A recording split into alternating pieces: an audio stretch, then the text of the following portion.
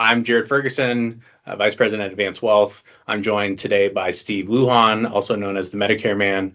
This is our third year in a row doing a presentation on Social Security and Medicare planning. So thanks, Steve, for joining us today. I'm excited to have you back and I appreciate your time. Oh, well, thank you, Jared. I'm happy to be back.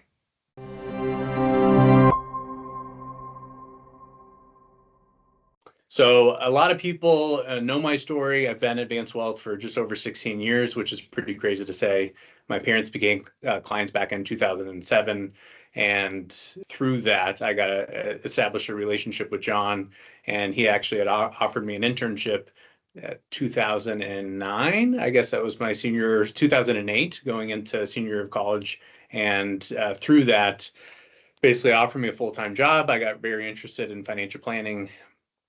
But I think that was the real life example of seeing my parents go through the, this is where I want to be. This is where we're at today. And I think John did a really good job basically saying like, well, if you retire now, you may not be able to realize everything you want in retirement. And so these are the things that you need to do to essentially do or kind of live the retirement life that you want. And so my parents are happily retired now, and I think it was all due to the hard work and the planning that they went through with John and really put pen to paper and plan things out. So it's amazing that 16 years later, here I am, and have a lot of other success stories with current clients that have gone through similar scenarios. And Steve, I know you have a personal story as well, just around Medicare and what kind of caused you to get into the industry. And I know you share a little bit more on that in some later slides, but maybe just introduce yourself and anything else you want to share. Certainly, well, thank you. And I always love hearing your background because I feel we had a few different starting points, but I appreciate it. Well, again, thank you for welcoming me back. I want to thank you personally, and also, John Vance and the rest of the Vance Wealth team. Welcoming me back. I feel like we're doing this better and better each year. So thank you. Again, my name is Steve Lujan. I'm an independent health insurance broker. I primarily help clients throughout the state of California, but I'm also licensed in 13 other states. I do have a personal story to share as far as how it is that I became to be a Medicare man today. So I'm happy to share that along the way, along as I educate you along the way. So thank you for having me again. Yeah, no, great. Thanks for coming back. So outline for today, I'm going to be doing the Social Security piece, and Steve with Medicare Man in his name will let him take care of the Medicare piece. On the Social Security is really when and how to start receiving Social Security. Taking it early, is it worth it? What are some considerations that we need to be aware of? And will your Social Security benefits be reduced? So I think that's obviously a big one that some of our clients are worried about, is things aren't looking as healthy, and do I need to worry about 100% of my benefits being paid out? On the Medicare side, Steve was going to be talking about original Medicare, understanding the many windows to sign up for Medicare, and why everyone needs additional private insurance in addition to Medicare. And so I think part of the Medicare piece is very technical, and we know as CFPs we know enough to be dangerous, but we really rely on professionals like Steve to spend that added time to go through the different choices and options that our clients have, because it is very technical, and it's one of those things that you can't really get do-overs, right? It's like you want to try to do it right the first time. So considerations around considerations around Social Security are people are living longer, right? And that is a fact. And so the slide that I'm showing here is couples age 65. At least one person has a 50% chance of living to 92, and one person has a 25% chance to living to 96. And so we know that people are living longer with, better healthcare and better technology, and people obviously maybe worrying more about what they're putting in their bodies and really trying to live a healthier lifestyle. You're seeing that it's extending people's lives. And so this has to be a clear consideration when thinking about, do I take Social Security at the first possible age, which is 62? Do I take it at my full retirement age, or do I actually delay until age 70 and take Social Security? You're going to have potentially a window where you maybe spend from your assets for an extended period until Social Security kicks in if you end up taking it at age 70. On the right side, you can see Social Security was signed into law by President Roosevelt in 1935. The average life expectancy was 60 for men and 64 for women. So when you think about setting up a pension system effectively up for success, you actually have the eligibility of when people can collect when people are scheduled to pass away, right? I mean, you think about it, these people on average are dying when they become eligible to collect. And so that's why Social Security was so healthy in the early days, is people weren't living as long. And now we have people living until their 90s and 100s. I mean, over the last couple of years, we've actually had a couple clients live to 99, 100, 101, 102. So this certainly has to be factored in. I just don't think enough people are actually looking at the data, because you can see based off this slide here, people are collecting. 64% of people today are collecting a reduced benefit, meaning they didn't actually wait till their full retirement age. And 36% are collecting a full or increased benefit, meaning they waited till their full retirement age or actually delayed to, something beyond that, and the latest would be 70. Over 2.1 million people over the age of 90 are collecting benefits, and 72,000 are over the age of 100. So clearly, people are living longer. It's proof's in the pudding. Considerations for collecting early: are you still working? Right, that's a huge one where I feel like do you actually need the income? And so if you're working and that income is actually supplementing your lifestyle, but you're worried about Social Security running out, there are actually some drawbacks to collecting while you're still working and you're not at full retirement age yet. Longevity, right? Have your parents lived a long time? Do you have good genes on your side? Do you have parents that lived into their late 80s, early 90s? Or not, right? The other way around. Is there some maybe some disease or cancer in the family? And then, are you married, right? A spouse. And so I think when we think about Social Security, unfortunately, a lot of people think it's a individual's decision, right? It's look at it in a silo, and does this make sense for you? And it's like it plays into so much more, into an overall financial plan, but then also your spouse, right? Is there a big gap? Is there a big age difference that this surviving spouse would actually benefit greatly from, the older spouse waiting until full retirement age or even beyond that, age 70, and they're getting an increased benefit for the rest of their life. So, these are three main considerations that people should be looking at, not necessarily by themselves, but hopefully with people like us, right? With a financial advisor that can walk through the different scenarios. And so there is an earnings test, and that's why I'd mentioned, are you still working? Do you need the income? And so if you're working, if you're under full retirement age and you make over $22,320, $1 of your benefits for every $2 you earn above that number is withheld. And you actually look at the year you reach full retirement age, 59,000, that's adjusted up, right, to 59,000. So $1 of benefits for every $3 you earn above that. And then the month you reach full retirement age, there's actually no withholding. And so the money, the Social Security benefits are withheld. It's not gone forever, right? You actually get these back when you turn full retirement age, and they will adjust your benefits going forward.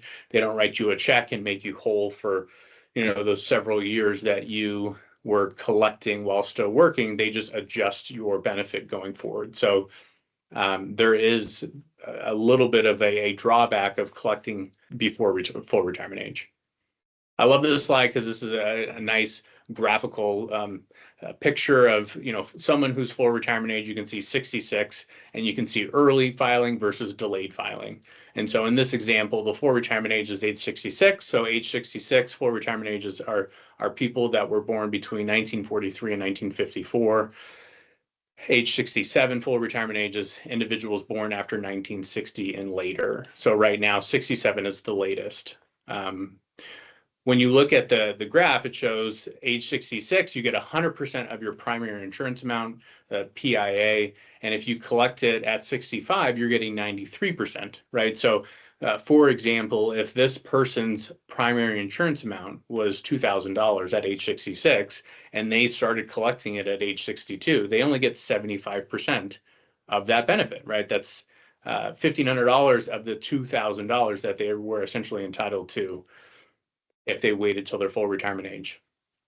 Conversely, every year you wait beyond full retirement age, you get a guaranteed 8% adjustment. So from 66 to 67, you get an 8%. From 67 to 70, you get another 8%. And so if you wait all the way until age 70, you get 132% of your primary insurance amount, or what you were going to receive at full retirement age. And so again, on a $2,000 benefit, that's $2,600 or slightly above $2,600, and that's forever.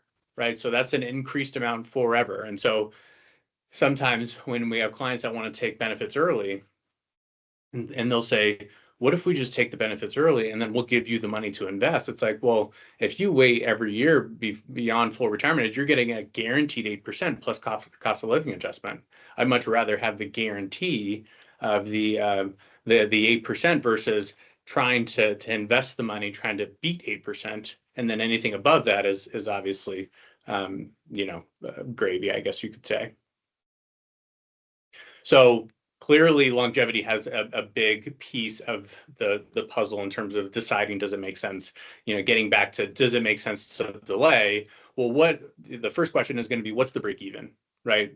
If I wait from 62 to 67, how long do I have to live? Well, that age is 78 and a half. If you live beyond 78 and a half, it actually makes sense for you to delay or wait until full retirement age to begin collecting. The big one is, what if I wait till age 70? Does it make sense to begin collecting late or delay until age 70, and you have to live beyond 82 and a half? And so usually that 82 to 83 is the break point. If you live beyond that age, which on some earlier slides, there was a really good chance that a married couple actually live until age 90 and maybe even later than that. So 83, it's not that old. Choice of a lifetime. So this is an example just to kind of show the monetary benefit or the monetary impact of maybe taking benefits early. This is an example, Pat and Kelly, a married couple. Pat 66, his full retirement age is 66, and the benefit is $2,600. Kelly is 61, her full retirement age benefit is $1,900.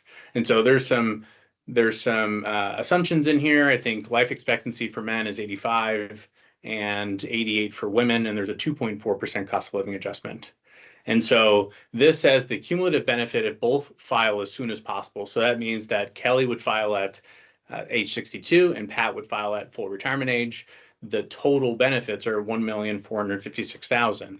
If they optimized, or Kelly actually waited until her full retirement age and Pat waited until age 70, the difference is now $1,683,000. So that's a total of $227,000 that it kind of costs them, right? And we know that with rising cost and long-term care, I mean, $227,000 is a lot of money, and it also can be spent pretty quickly, depending on the level of care that someone might need. So that is also based off of some, I guess, lower amounts at $2,600.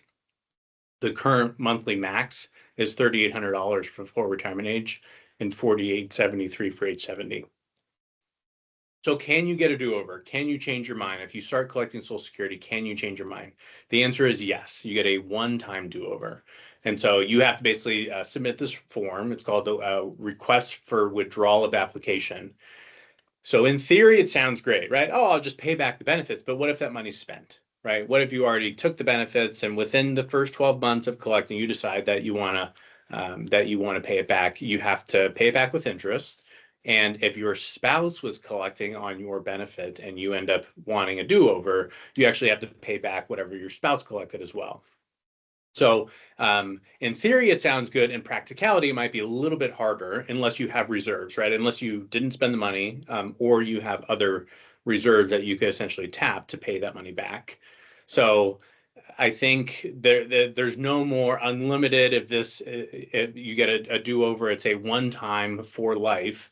And I could see this making sense if you think you're going to retire and you're 66 or 67, then all of a sudden you come across another great opportunity, right? And you started collecting, and then it's like, well, no, I got this great opportunity. I'm going to go back to work. I don't need Social Security. And so in that case, it actually allows you to write a check, pay it back, and then delay, right? Act like it never happened, and then get that higher benefit maybe when you're age 70.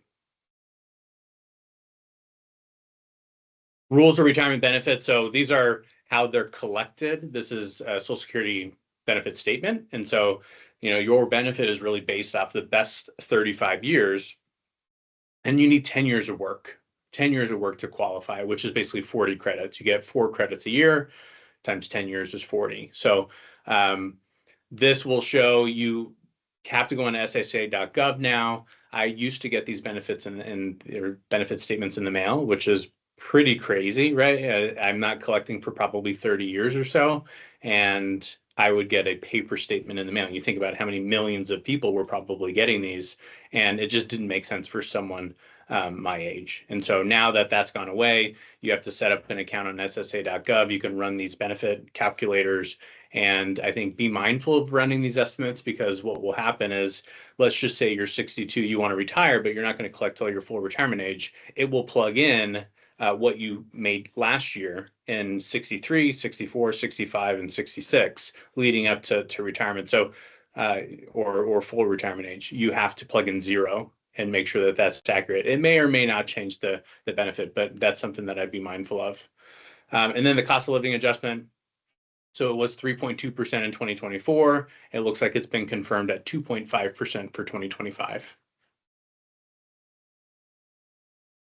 Rules of retirement benefits. So when you look at spousal benefits, survivor benefits, I can kind of go through a couple of the items that need to happen, right? For spousal benefits, you have to be married for at least 1 year and age 62.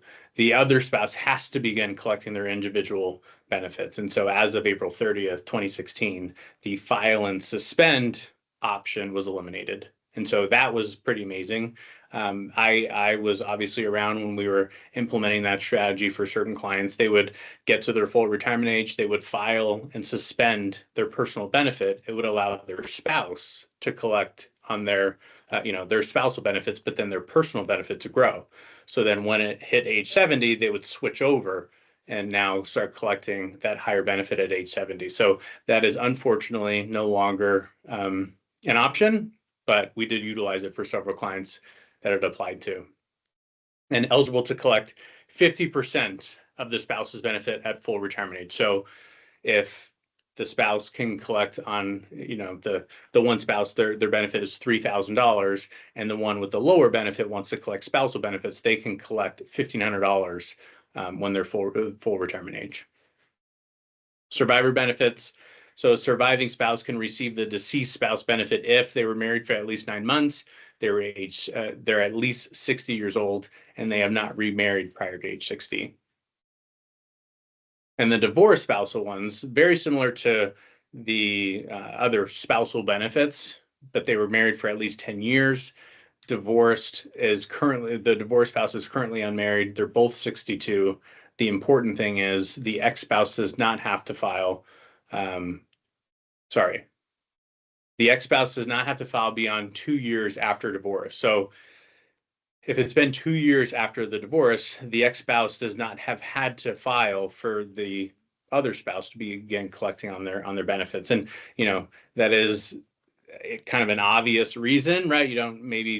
The ex-spouse doesn't have to claim their benefits first to impact the one that might want to collect on theirs, right? So they're ex-spouses maybe for a reason, and so obviously you don't want them to spite them and delay benefits to potentially impact the one that wants to collect, and they're also not notified, and it has no impact on the one spouse's benefits either.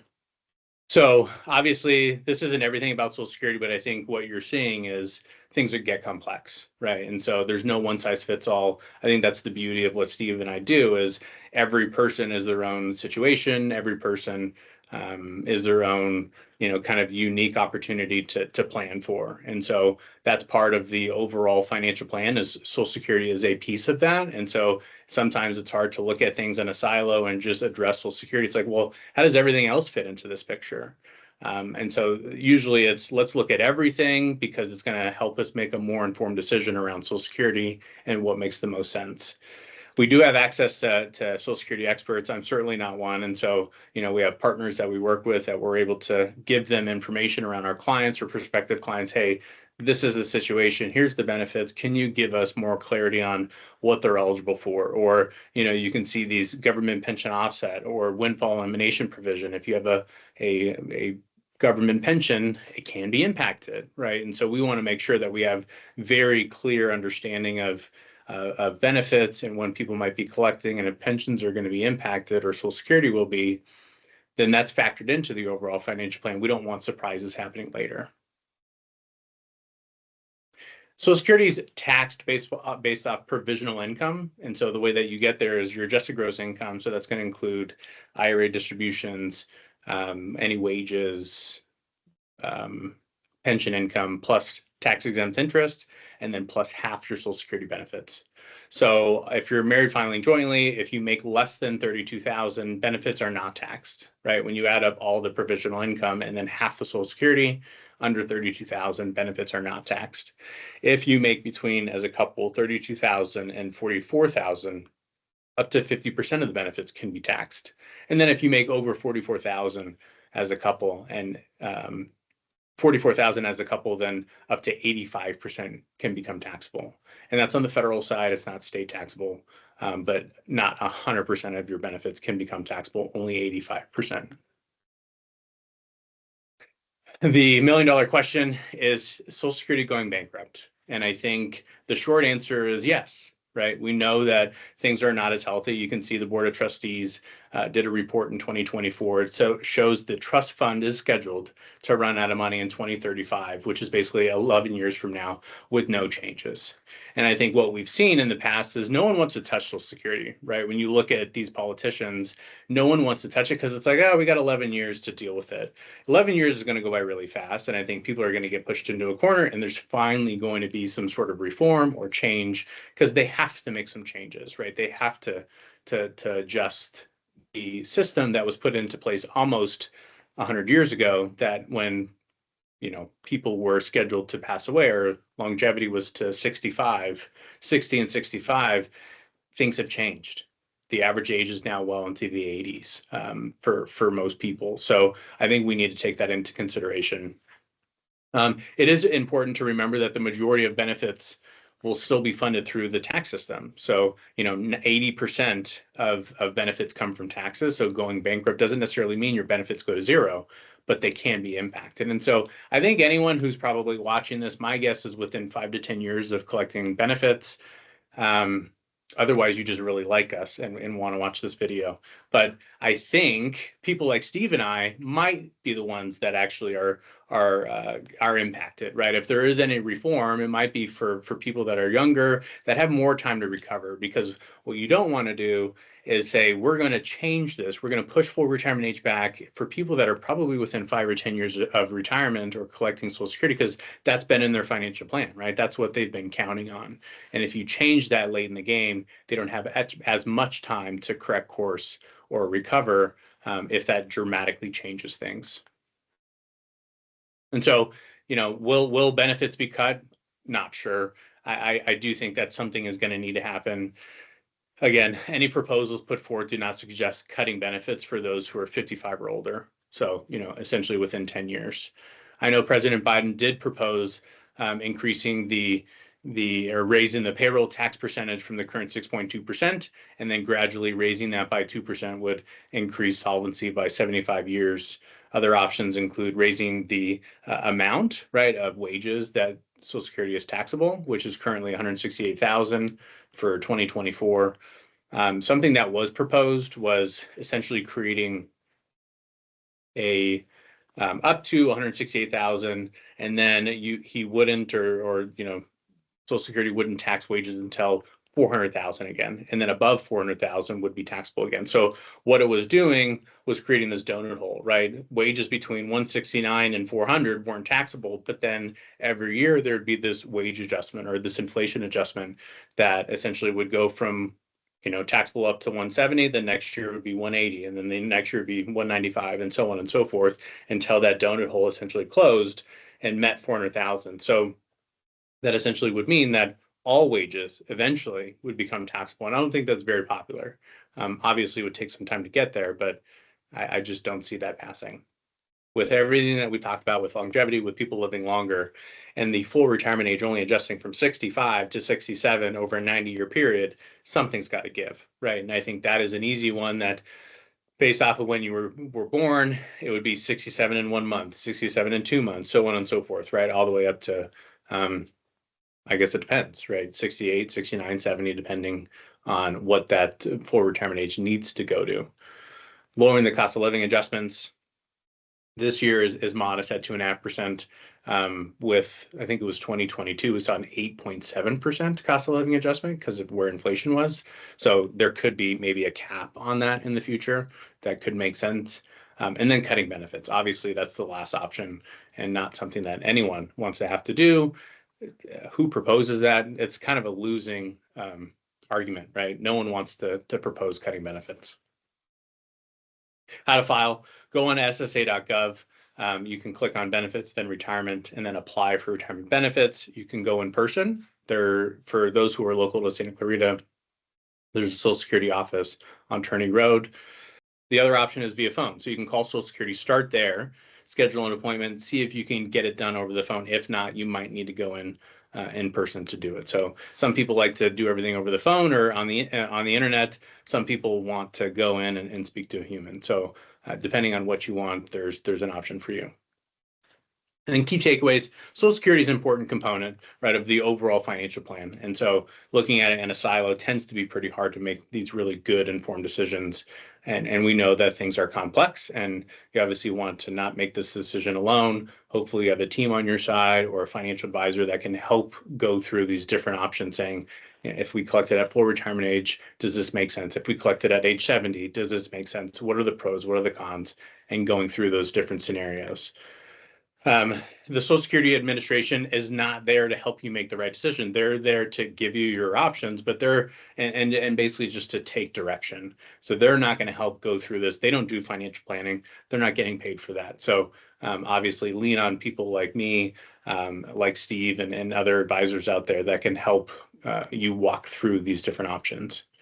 And mistakes can be costly, right? And losing benefits forever. So we obviously don't want to, you get a one-time do-over, but what if it's beyond that? And what if it's a different mistake that you're not able to undo?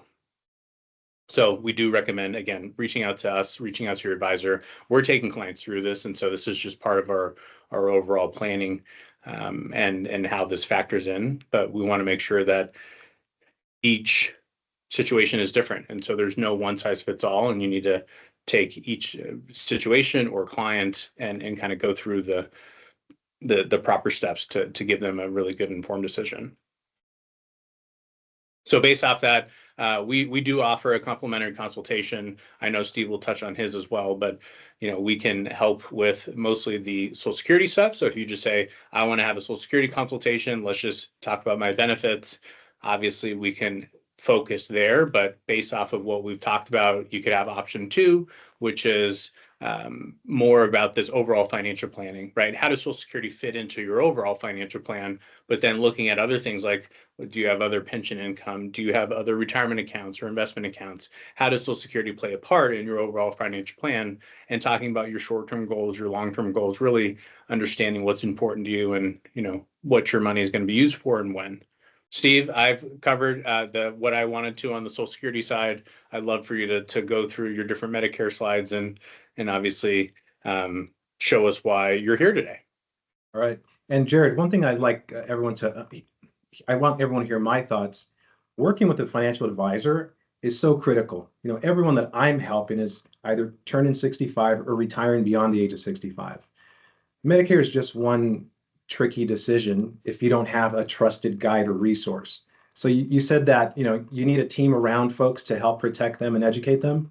I think that's what we are. We bring a team to the table, right? You extend the Medicare piece by allowing me to step in and help out your clients. So it takes teamwork to help our clients. So I just recommend everyone reach out to you to talk about the financial planning stuff. Yeah. And then you can outsource the Medicare conversation because that's another important topic.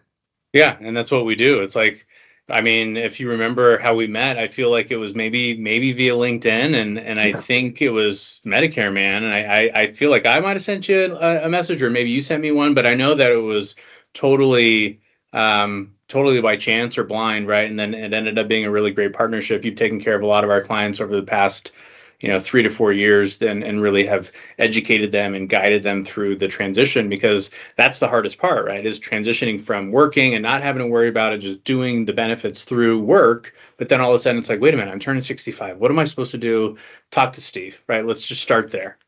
Yeah, no doubt. It can be a fun transition, it can be an emotional transition, but it's a transition that we can help our clients with for sure. So before I dive into the Medicare details, I'm sharing a picture of the two most important women in my life.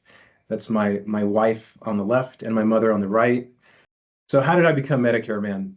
A Medicare man started when my mom started to develop short-term memory loss. And that short-term memory loss eventually became an Alzheimer's diagnosis. My family was totally unprepared. That journey lasted 8 years. The first 4 years, I was on my own. The next 4 years, I was lucky enough to find my wife.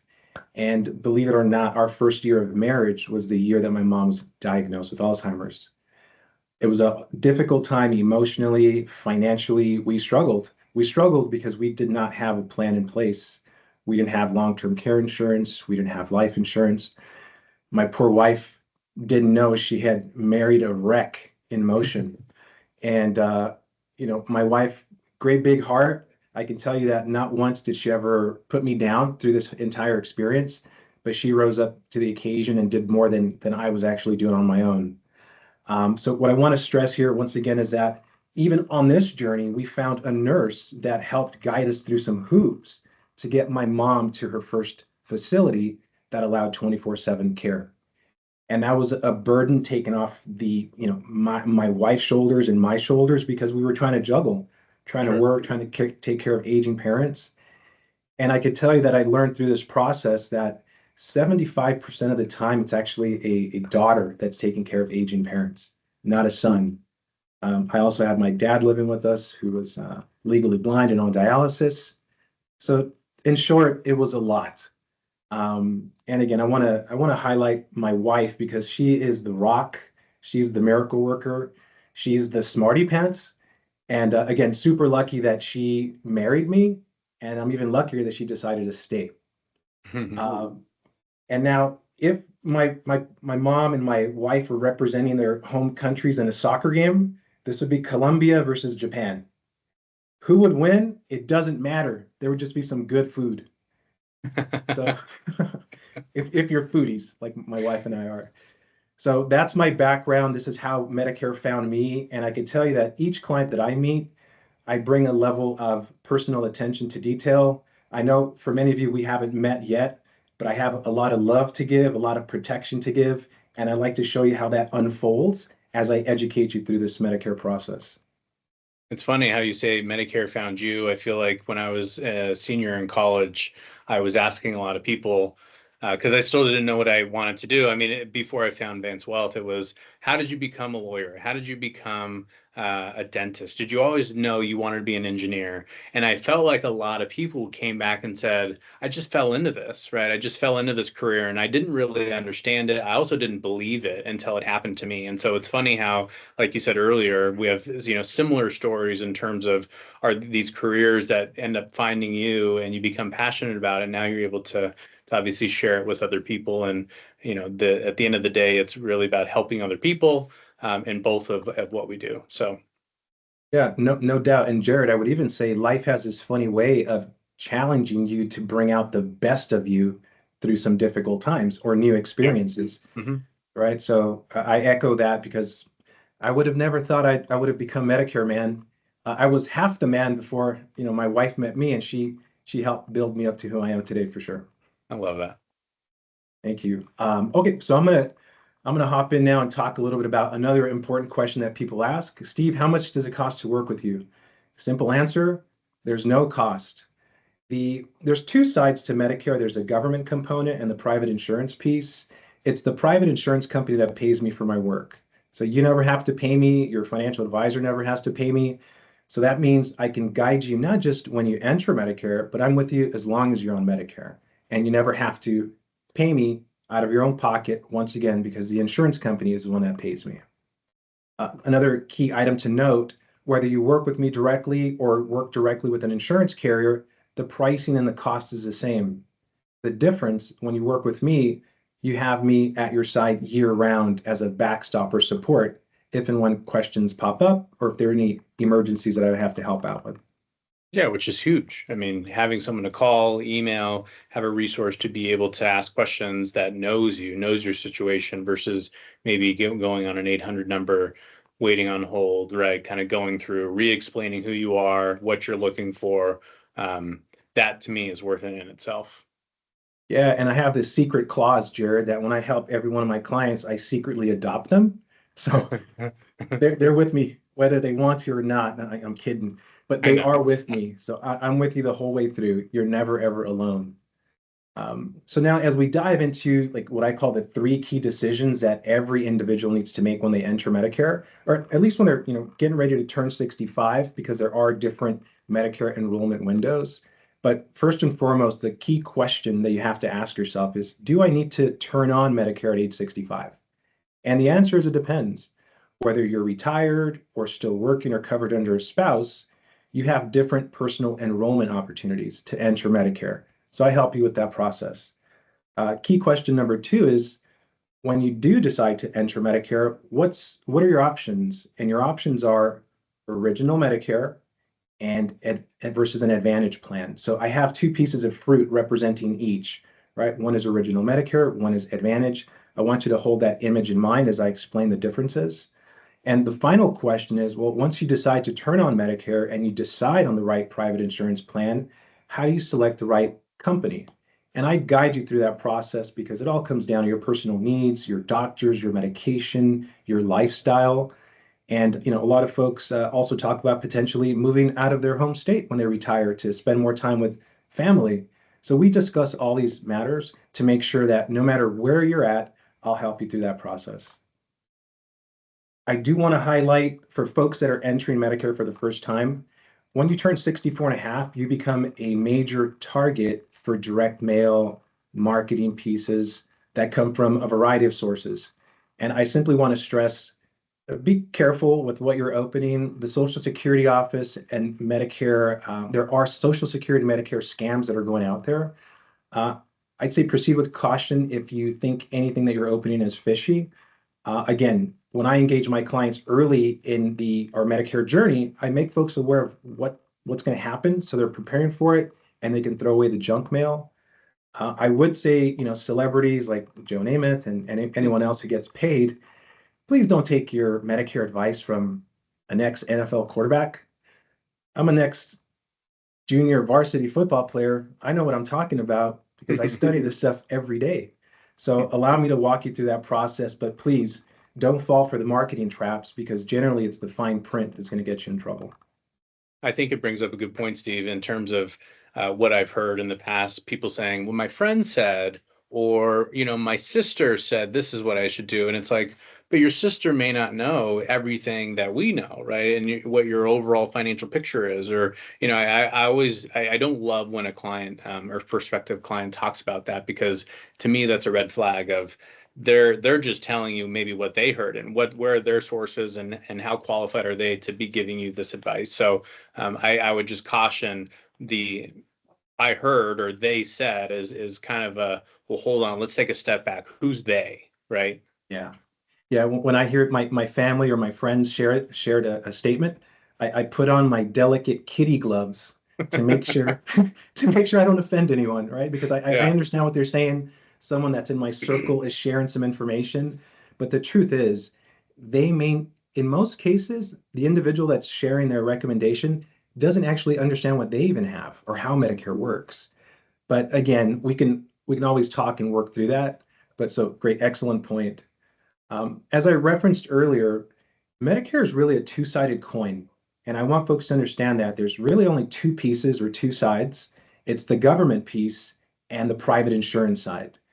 The very first important step that folks need to take when they register with the government is, register for Part A and Part B, and that's going to cover 80% of your medical bills. It's a tremendous amount of protection, but it's not enough. The 20% comes from private insurance planning, and that's where I help you match up. So 80% government, 20% private insurance, that gives you your full Medicare coverage. Now, as I mentioned, Medicare has many parts, uh, part letters and plan letters that confuse folks. But original Medicare consists of only two, Part A and Part B. Essentially, that's inpatient and outpatient coverage. When someone registers with the government, they're going to pay a government premium. And I want folks to cement that language in their mind so they can understand the government equals government premium. So you'll receive a red, white, and blue Medicare card. That means you're officially registered with the Medicare system. Now, the question is, how much will you pay when you enter Medicare? And it's based on your household income. So to give you an example, folks who are entering Medicare for the first time this year in 2024, if they were at the first income level, they would pay the government $174.70 each month to join the Medicare system. Now, what happens if you're married? Medicare is no longer family plans. These are individual plans. So if both spouses are entering Medicare at the same time, they would each have to pay a monthly premium. Now, as you can see, higher income earners can pay as much as $594 per month to join Medicare.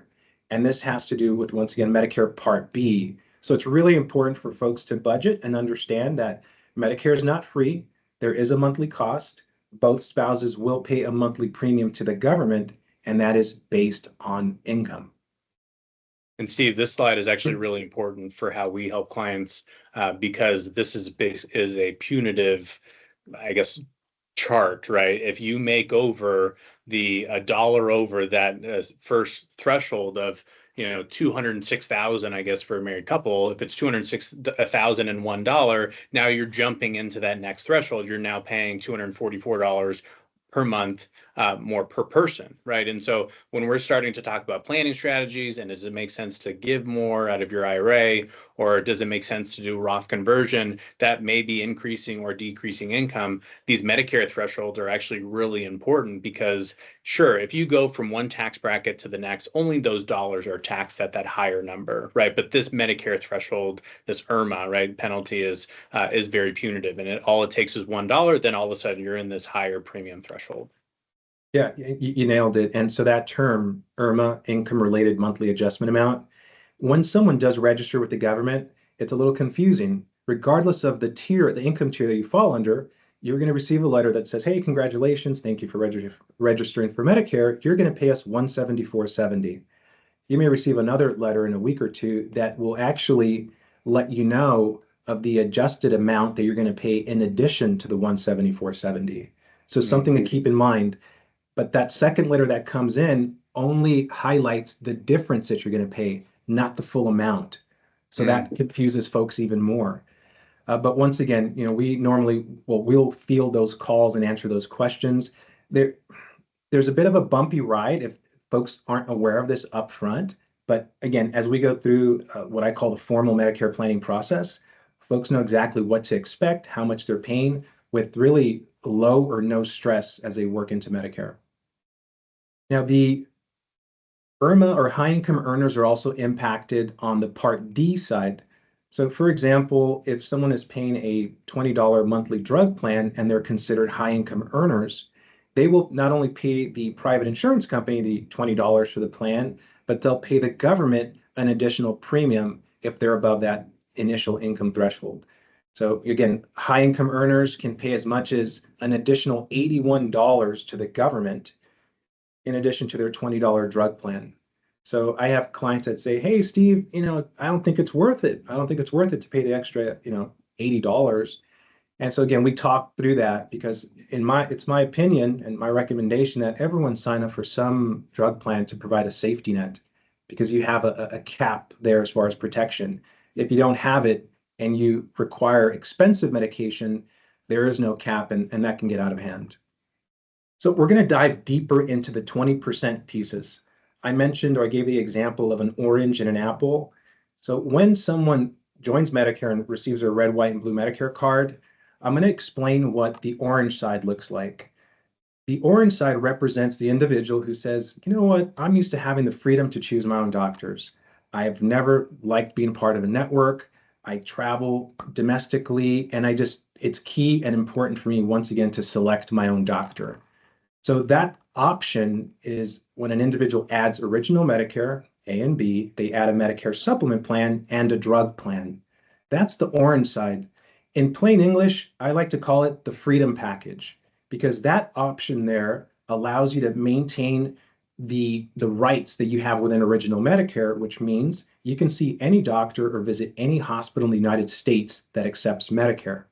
So your network is the United States. 96% doctors, hospitals accept Medicare. So this freedom package gives you the ultimate flexibility in choosing your own doctors. Depending on the plan that folks select, they may have an annual worst case scenario between the government and the private insurance plan of only paying $240 out of pocket each year, whether it's a $10,000 medical event or $100,000 medical event. So it's tremendous flexibility, but also tremendous financial protection. So that is the orange or original Medicare with a Medicare supplement and drug plan. Now, when someone says, "Hey, Steve, that sounds pretty good, but what's the alternative? Because I'm seeing a lot of these commercials on TV, or I'm receiving a lot of material or advice, wink, wink, from friends over lunch, and they're really excited about these Advantage plans." So the Advantage plans are tied to a network. These are HMO plans primarily. There are certain PPO plans that are available, but these plans are county specific. So as far as language that folks might use who are really interested in this, they might be heavily budget oriented. They just say, "Hey, we want just a really low or no cost to add this plan." They might say, "We don't do a whole lot of traveling, and I like having my bundled coverage, kind of everything all in one." So these are the two different plan types. Again, the orange and the apple. I'm going to dive into just a few more details here. So on average, how much does a Medicare supplement cost, for example, on the orange side? So at age 65, an individual, in addition to the premium that they're paying the government, they're going to pay about an extra $150 per month. So that's the Medicare supplement private insurance plan that they have to pay a separate premium for. You pay a monthly premium, you pay an annual deductible of a small $240. If someone signs up for the Medicare supplement plan G, that means that after they satisfy their deductible, they have no copay, no coinsurance, or no surprise bills. So it's it's the highest level of Medicare coverage available. That's how I explain it because I want folks to really understand what that looks like. So highest level of coverage. Once again, what's the alternative? The alternative is Medicare Advantage. And granted, there are 67 million people on Medicare, and 50% of folks on Medicare have an annual income of $30,000 or less, right? This is why these plans exist. Someone who's taken in $30,000 a year, they may not be very comfortable paying that extra amount for their medical expenses, right? But the Advantage plans you got to understand how they work and how they're designed.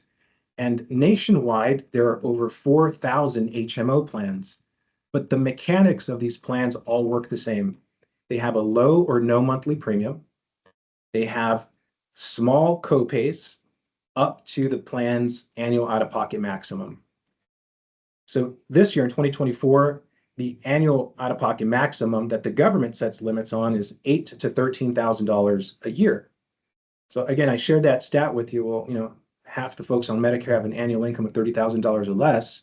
They're attracted to the lower no premium, but you got to pay attention to that max out-of-pocket, right? And again, this is where I educate my clients. I'm licensed to offer both, and I do offer both, but it's very important to understand the key differences between the two. I will also stress this point. What happens if you have a serious pre-existing health issue when you're entering Medicare? I mean, you have a recent diagnosis, something serious in nature. When you first turn on Medicare Part B, a Medicare supplement insurance carrier cannot ask you any health-related underwriting questions for your first 6 months while your Part B is active. So it's really important to understand what your needs are, what you're signing up for, so that an individual doesn't accidentally, for example, sign up for an Advantage plan because they like the low-cost nature of it. But if someone starts with an Advantage plan and they have a serious diagnosis and later want to go back to a Medicare supplement plan, now they have to answer health questions on an application. And if you don't pass, we can use my mom's diagnosis as an example. She was on an HMO. She had her diagnosis. I panicked. I wanted to get a second, third, and fourth opinion. And that's when I realized, when you're on an HMO with a serious diagnosis, you're permanently locked into the HMO world. So you can move HMO to HMO, but you will lose the ability to select any doctor that you would like to see. So Because yeah, you sit down and they basically say you don't qualify because she obviously has that condition, and they say we're not going to allow you to switch. yeah, I mean, it comes down to, these insurance companies are paying attention to their loss ratios, right? Yeah, They'll look at someone to say, hey, wait a second, this person is a ticking time bomb, or someone that's going to sure. eat away their profits, right? Yeah. So they will not accept you if you have something that's serious in nature and is going to cost them a ton of money to help cover in claims. So as folks, I want again leave folks with this question in mind. When you're deciding between these two plans, we're all healthy. We're healthy. We're optimistic that we're going to remain that way. But the one key question to ask is, okay, if I were sick or injured in the future, which of these plans would I want? Right? That's part of your thought process and a question that I want you to ask yourself. So when we meet and talk, we can discuss your options to once again make sure you know what you're signing up for. Now, what happens? This is an example of someone who's turning 65 and still working. I get the question, Steve, I hear I'm supposed to turn on Medicare. I hear I'm not. I'm going to get penalized. Here's the scoop. If you work for an employer that has 20 or more employees, you have the right to keep Medicare off or turn it on. The question is, what makes the most financial sense? Meaning, what's the better plan in the most cost-effective package, right? So typically what I would say is if you're still working when you turn 65, I'd say it's a good idea for us to have a discussion. If you have a monthly work health insurance premium that's more than $300 per month, if you have an annual out-of-pocket maximum through your work or your spouse's work that's over 4,000, these are points of discussion. I'd want to talk to you about this. And also, even if you feel you have a good deal, low deductible, low max out of pocket, but you feel your medical access is limited, meaning let's say you're on a network-based plan, but you really want to have the freedom to choose your own doctors, it's a good idea for us to talk about that to see, again, what's in your best interest. And again, a key item, if you work for an employer that has 20 or more employees, you have the option to delay Medicare. If you work for an employer that has less than 20 employees, you must turn on Medicare, or else you're not going to have the full medical coverage that you need. And your employer is going to sit back and say, well, Medicare was supposed to pay first. We were going to pay second, so you're on the hook. So again, really important for us to know where you're at so we can make the right choices. Now, what's not covered by Medicare? And again, Jared, this is an important talking point, I think, for you as you plan with folks. Sure. Long-term care insurance, right? Long-term care insurance. Medicare wasn't designed to cover long-term care or any of these other items, dental, vision, hearing, foreign, or cosmetic surgery. You have marketers that are marketing towards dental, vision, and hearing. And for folks who are receiving the marketing material, it's the Medicare Advantage plans that are heavily marketing these plans. But you want to, again, pay attention. Is it worth, for example, having a $350 eyeglass allowance if you lose the right to choose any doctor that you want to see, right? You want to kind of work through these yourself, and we can talk through it. But again, I want you to understand what the pros and cons are of each plan that you're looking for. Yeah, part of it is not telling someone what to do, is like the education piece behind it, right? Is making these more informed decisions and working with professionals to go through, here's the pros of this, here's the cons of that. And then by the end, hopefully they're able to make that decision themselves, right? Based off all the information and the education that they learned, is trying to really empower these people to kind of have enough to make an informed decision going forward. Yeah, definitely. Absolutely, the more one knows, the more we know and the more we feel comfortable in asking questions, right? Because we're establishing relationships with our clients, right, Jared? Mm-hmm. Like we are truly getting to know you and not just now, but well into the future. Right. So by truly understanding your personality, your interests, and things change, right? The person's life can change, health status can change, but when you have the right team that you can fall back on for key questions, that's what we're here for. Mm-hmm. And although, the key Medicare decision making happens at around, 64 and 9 months, I always recommend that folks really start to organize their mind around Medicare planning at the age of 64. So on my end, I offer discovery appointments at age 64. I've created an educational platform where I can start to educate folks through videos. So if someone says, "Hey, Steve, I would love, to talk to you, but life is busy. I'm working. You're a little scary," the whole point is let me give you some education so you can go through it and you can understand.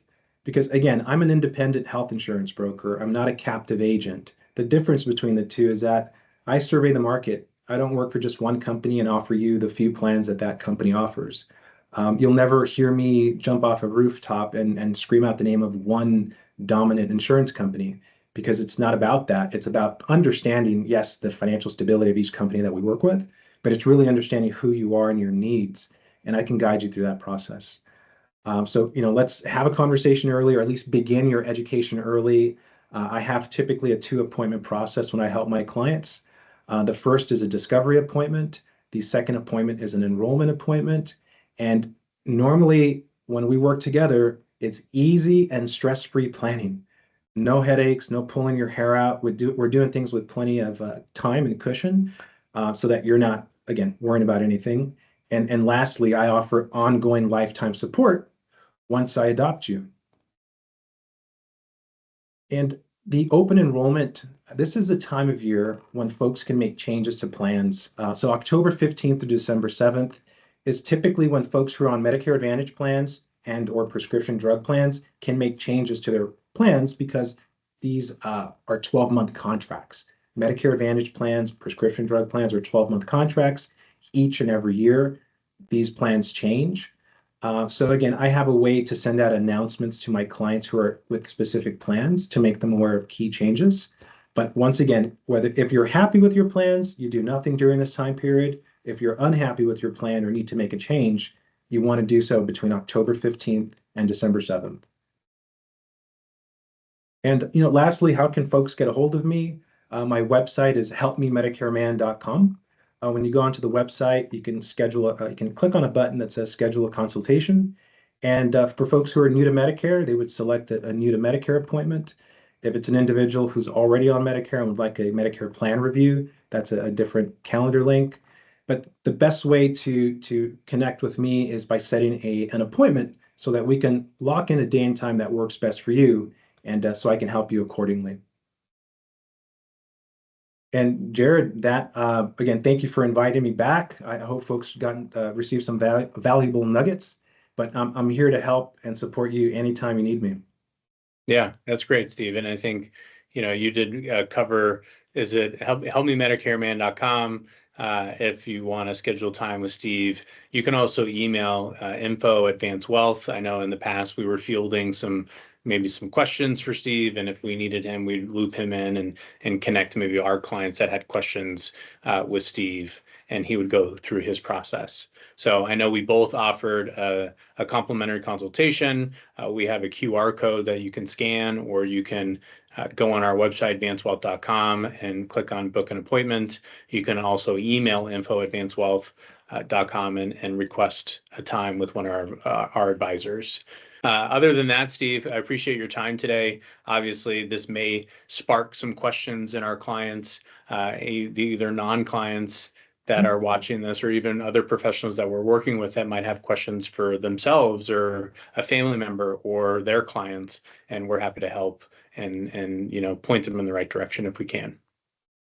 Yeah, again, I'm happy to be on your team when you need me. So this is always fun. It's our 3rd year. I feel like this is a good marriage. What do you think? I know, and it just was like by chance too. So I'm glad it's worked out so far. Yeah, the mystery of life, man. Let's embrace it. That sounds good. Well, thanks, Steve.